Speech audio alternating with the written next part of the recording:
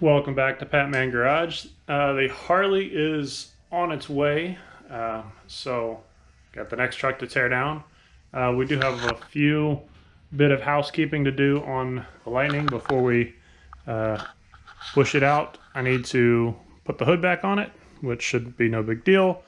I need to make sure that the fuel pump is disabled because I need to turn the key on to roll up the window now that we're done pushing it. Some small little things, but we'll get that knocked out. Now, given that this truck has aftermarket fuel system on it, it probably has aftermarket wiring for the fuel pump, so I can't just pull the fuel pump relay and hope it's good.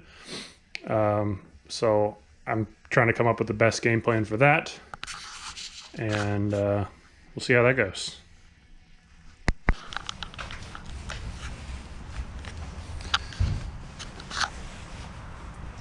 Lightning's getting picked up and taken out of here, so it'll be back shortly once we get through the Harley. So here's the Harley truck.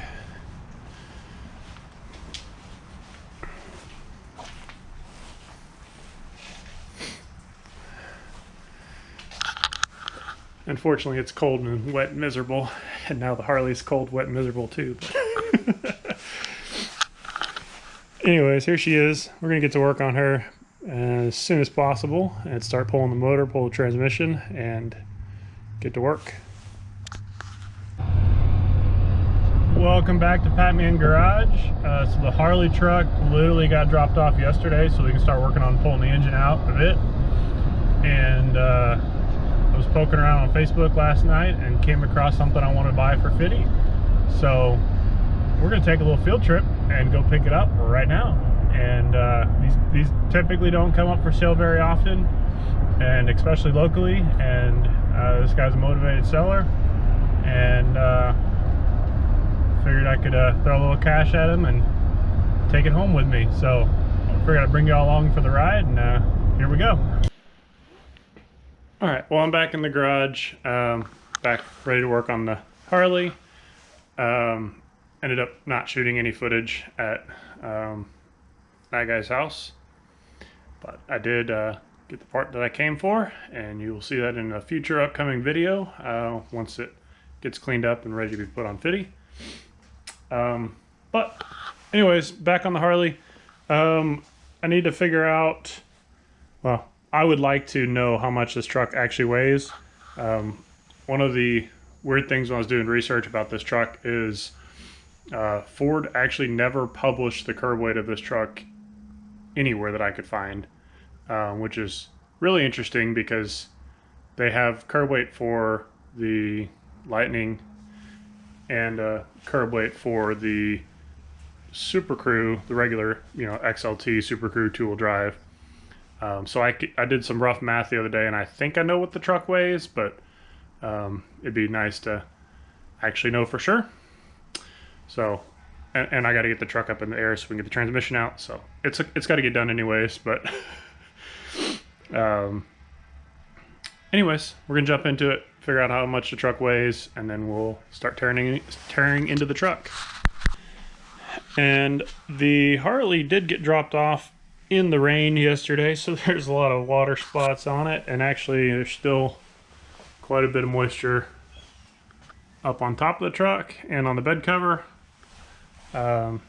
So I'm gonna wipe this off, dry it down real quick, and then maybe throw some quick detailer on it just to make it not look so rough. That'll make me happy, and I'm sure it'll make him happy, showing that I'm taking care of his truck while I have it in the garage. So we'll do that real quick as well. Well, I'm dirty. Been crawling around under the truck. I got the exhaust pulled off. I got the crossmember pulled off. I'm working my way to getting ready to pull the transmission. Not quite there yet, but that's the goal, is the transmission out first. I started working a little bit on the engine bay. Got the intake tube pulled off of it. Got my radiator and intercooler drained. I went ahead and removed the intercooler reservoir. And then up front, I've got my grill and front bumper pulled off, and then the actual intercooler removed as well. So that'll just free up more space in the garage to work, and also free up space whenever we bring the cherry picker with the engine on it. We don't have to worry about damaging the front bumper. I am starting to run out of room in my garage though, so need some help. I think I'm gonna have to end up starting to put some stuff in the bed of my truck, because I'm maxed out. So some of this stuff I'm just gonna move now, because I still need to pull an entire another transmission and an entire another engine out on the ground before I can start putting stuff back together. And of course, this is the bigger of the two vehicles, so there's not a whole lot of extra room front to back either. But we'll do some house cleaning before we get anything else off the truck. His front bumper, grill, and hood is all sitting on top of the bed cover, and everything's packed up and protected from itself, but at least that's out of the way for now.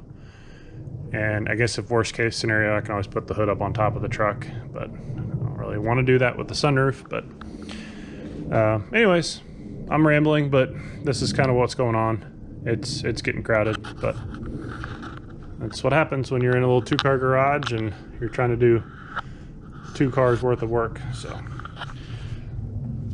we'll see how this goes. So wish me luck going forward with it, and hopefully I'll get the transmission out this week, and then hopefully can start working on pulling supercharger and stuff off the top of this engine as well. So stay tuned. Here we go. Also, I'm starting to make a pretty good collection of tools. So this spatula, or whatever you call it for doing drywall, spackle knife, I think is what they call it, something like that. That came out of the Lightning. He's never seen that before. Didn't know that was in there. And then I was working on the Harley and found a nice little Allen wrench. I suspect he didn't know that was in there either. So we'll see how many other random little tools we can find along the way. So here's the underside of the truck with the exhaust removed. I have the cat pipes and the crossover mid pipe removed. So the exhaust ends right there. So that'll be out of the way. Leaving all that over the axle stuff is all still there. Leaving that under the truck, no need to pull it out. So I've got my shift cable dangling right there, and started pulling the wiring harness, and we'll come back another night and work on bell housing bolts and all that, but made pretty good progress under here for the first day. Back out in the Patman Garage after work one night, and we're digging right into the Harley truck. We're going to pull off the serpentine belt, the pulley bridge, and we're going to get access to the fan pulley so we can get the radiator out of here and get some more space to work. That's going to be our first step. We're going to jump right into it. So we got the pulley bridge out of the way, and next step is going to be pulling the fan clutch off. So I have a universal tool, and I didn't bring it home with me, but I do still have other tools. So we're going to put a wrench on the outside of the 4 bolts, hold the bolts from turning collectively, which will hold the water pump, and then we'll turn the fan loose. All right, so this is the big tool that goes on the water pump pulley, and that goes down like that. So you can see I'm able to hold the water pump from turning, and then we'll put the other wrench on the fan itself, and we'll turn the fan against the water pump. There we go. Okay, so I got a bunch of random miscellaneous stuff pulled off this thing. I'm trying to get the plenum off the top of supercharger, and there's 2 bolts that are wedged back in here because the engine's currently kind of leaning back a little bit. So I'm going to slide underneath there with the floor jack and lift up on it, and hopefully that'll relieve a little bit of space in here. and we can get to removing the plenum and then work on pulling the supercharger after that.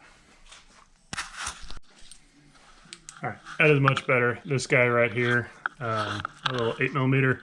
The top of the plenum is actually kind of wedged up behind the firewall, or just under this lip right here. So now I have a clear shot to it, so we can resume pulling the plenum.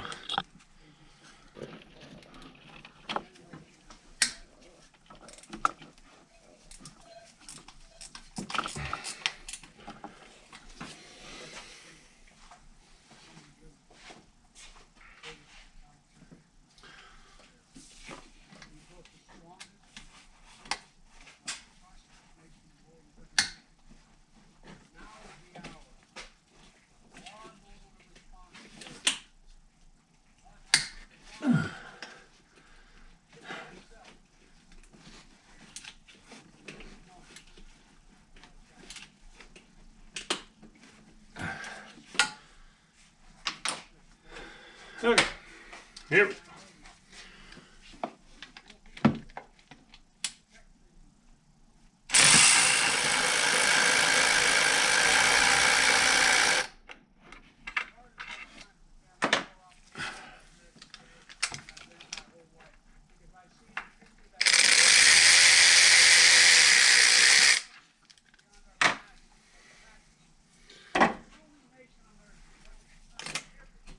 Much better.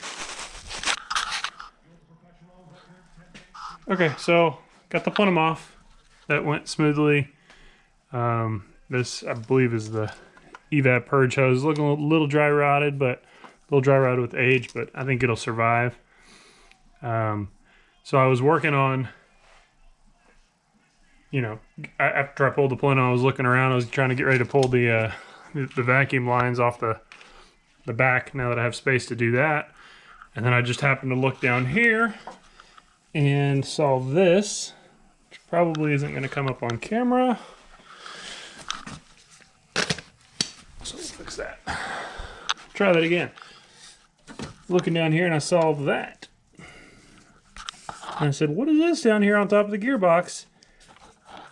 And I'll fish it out of here. And it is what appears to be an original clamp for the original airbox. This truck came to us with a cold air intake on it, but I believe that is a latch that holds the lid on the airbox. So we're going to add that to our Allen wrench we found earlier, and we're going to keep on working. Well, that was a time bomb waiting to happen. So the alternator bolts, both of them sheared, or were sheared, I should say. And they're sheared off in the top of the block, so I'm going to have to work on getting those two out. Probably do that once I get the engine out. Have a little more room to work with it. I'll get in here and show you.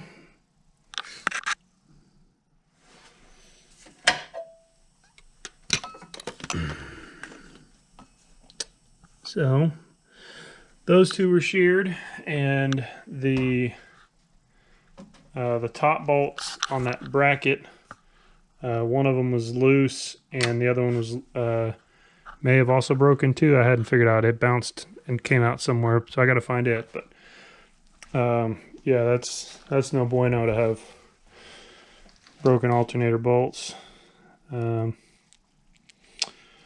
So that would have been a really bad day to have those actually come apart while you're driving, and alternator would just, you know, fall into the fan or fall forward into the belt or whatever, but the belt would pull down on it. So glad we caught that one when we did, and we'll figure out what it's going to take to get that fixed, and I'll grab some new bolts and try to get this thing live to see another day.